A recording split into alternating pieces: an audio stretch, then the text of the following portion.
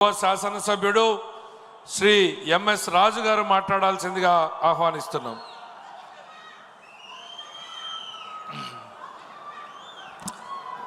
సభకు నమస్కారం.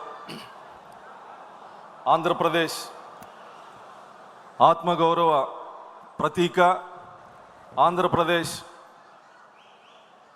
స్ఫూర్తి ప్రదాత, ఆంధ్రప్రదేశ్ అభివృద్ధి ప్రదాత గౌరవ ముఖ్యమంత్రి నా ఆరాధ్య దైవం నారా చంద్రబాబు నాయుడు గారికి, యువత స్ఫూర్తి ప్రదాత, నిరంతర పోరాట యోధుడు జాతీయ ప్రధాన కార్యదర్శి నారా లోకేష్ గారికి, వేదిక మీద ఉన్నటువంటి తెలుగుదేశం పార్టీ అతిరథ మహారథులందరికీ, అదేవిధంగా వేదిక ముందున్నటువంటి తెలుగుదేశం పార్టీ కార్యకర్తలు నాయకులందరికీ నమస్కారాలు తెలియజేస్తూ, రాష్ట్రం విధ్వంసం పునర్నిర్మాణం అనే తీర్మానాన్ని బలపరిచే అవకాశం ఇచ్చినటువంటి నాయకులకి మరొక్కసారి కృతజ్ఞతలు తెలియజేస్తూ, రాష్ట్ర విభజన తర్వాత 2014లో రాష్ట్ర ముఖ్యమంత్రిగా బాధ్యతలు తీసుకున్నటువంటి గౌరవ ముఖ్యమంత్రి నారా చంద్రబాబు నాయుడు గారు రాజధాని లేనటువంటి రాష్ట్రం, లోటు బడ్జెట్తో బాధ్యతలు స్వీకరించి, లోటు బడ్జెట్ ఉన్నప్పటికీ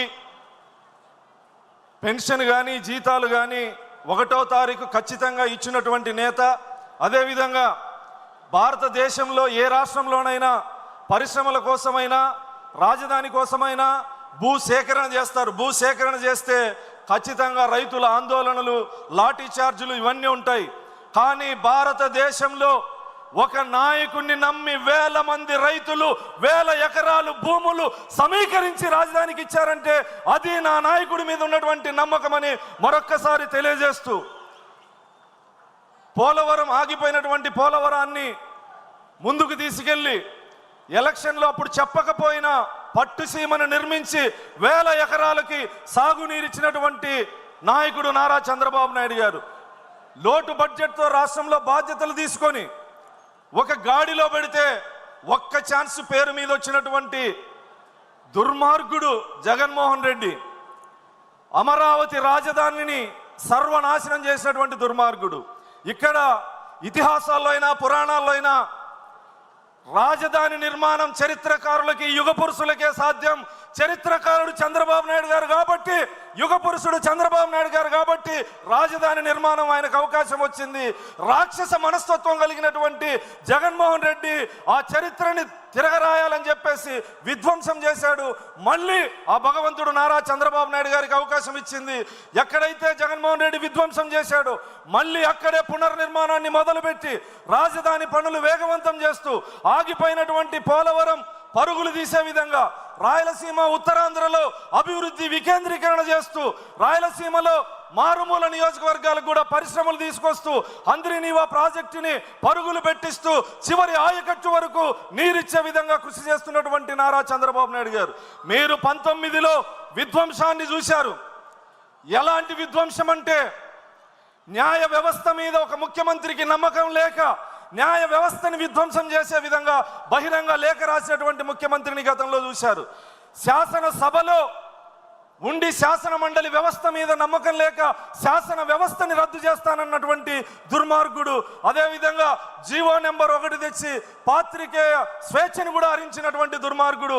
అంటే ఏ వ్యవస్థని వదిలిపెట్టకుండా అన్ని వ్యవస్థల్ని నిర్మూలంగా శాశ్వతంగా నాశనం చేసినటువంటి దుర్మార్గుడు.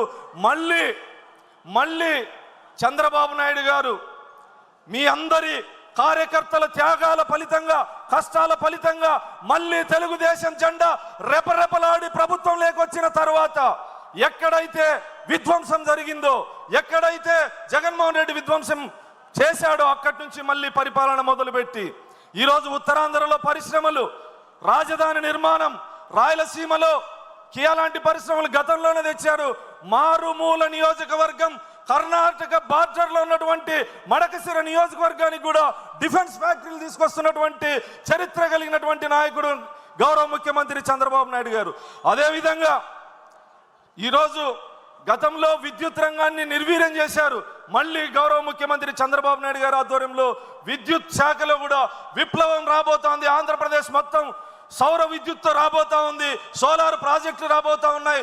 మా ఒక్క నియోజకవర్గానికే దాదాపు 15,000 కోట్ల రూపాయలతో 4,000 మెగావాట్ల సోలార్ విద్యుత్తు శాంక్షన్ చేసినటువంటి చరిత్ర.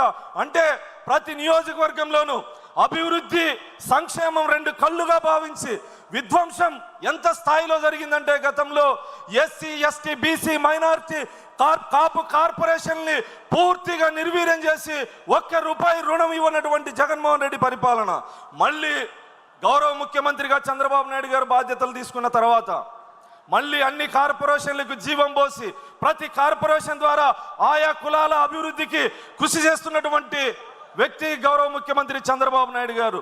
గతంలో పోలీస్ వ్యవస్థని జోబు సంస్థగా వాడుకొని ప్రైవేట్ సైన్యంలో వాడుకొని చేయనటువంటి దుర్మార్గాలు లేవు.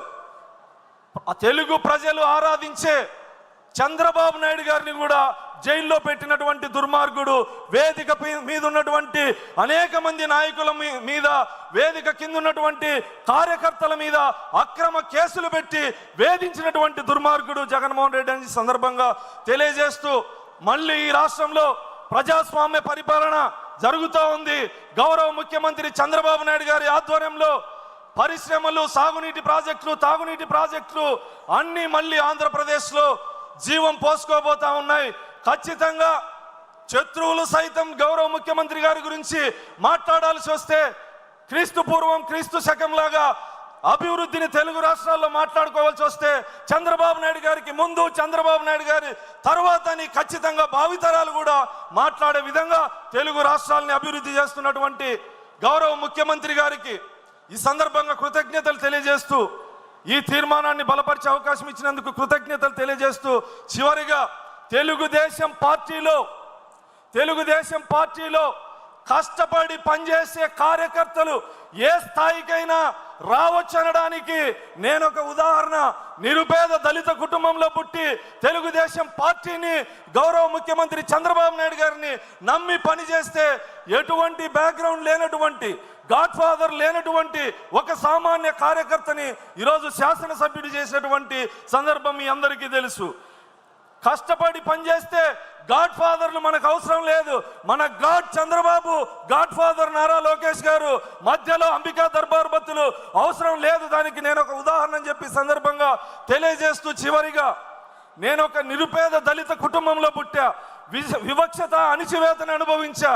మా గ్రామంలో ఎలిమెంటరీ స్కూల్ పడిపోతే గుడిలో స్కూల్ పెడితే గుడి లోపల బీసీ ఓసీ పిల్లలు, గుడి బయట మేము వర్షంలో ఎండలో అంత వివక్షత అనుభవించిన నేను ఈరోజు గౌరవ ముఖ్యమంత్రి చంద్రబాబు నాయుడు గారి ఆధ్వర్యంలో ప్రపంచ ప్రఖ్యాతిగాంచిన తిరుమల తిరుపతి ఆలయంలో పాలక మండలి సభ్యుని చేసినందుకు నేను చిన్నప్పటి నుంచి అనుభవించిన వివక్షత ఈరోజు ఆత్మగౌరవంతో ఉన్నానని గౌరవ ముఖ్యమంత్రి గారికి సందర్భంగా తెలియజేస్తూ, నిన్న మొన్న కడప జిల్లాలో కొంతమంది ప్రెస్ మీట్లు పెట్టి మాట్లాడుతాండ్రు. తెలుగుదేశం జెండాలు ఎక్కడెక్కడో కట్టారు, మేము అధికారం లేకొస్తే తెలుగుదేశం పార్టీ నాయకుల ఇళ్ల మీద కడతామని చెప్పి ఈ సందర్భంగా నేను హెచ్చరిస్తా ఉన్నా. ఎంతో మంది మహామహులు తెలుగుదేశం పార్టీ జెండాలో దారం కూడా పీకలేకపోయారు. తెలుగుదేశం పార్టీకి కార్యకర్తలు అండ ఉన్నంత వరకు, నారా చంద్రబాబు నాయుడు గారి నాయకత్వం, నారా లోకేష్ గారి నాయకత్వం ఉన్నంత వరకు మీ ఉడత ఊపులకు ఎవ్వరు భయపడరని సందర్భంగా తెలియజేస్తూ, గౌరవ ముఖ్యమంత్రి వర్యులకి, జాతీయ అధ్యక్షుల వర్యులకి ఒక చిన్న విజ్ఞప్తి. ఎంతో మంది కార్యకర్తలు కోరుకుంటా ఉన్నారు, నాయకులు కోరుకుంటా ఉన్నారు, భవిష్యత్తులో 2029లో జరిగే ఎన్నికల్లో నారా లోకేష్ గారి సారథ్యంలో ఎన్నికలకు పోవాల్సినటువంటి అవసరం ఉంది. కాబట్టి ఏం కోరుకుంటా ఉన్నారు అనేది మీడియాలో కూడా జాతీయ అధ్యక్షుల వారు కూడా చూసింటారు. కాబట్టి సవినయంగా విజ్ఞప్తి చేస్తా ఉన్నాను సార్. జై హింద్, జై భీమ్, జై తెలుగుదేశం.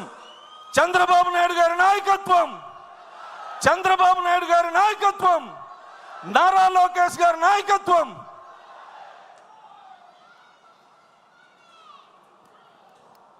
థ్యాంక్ యూ రాజు గారు. విద్వాంస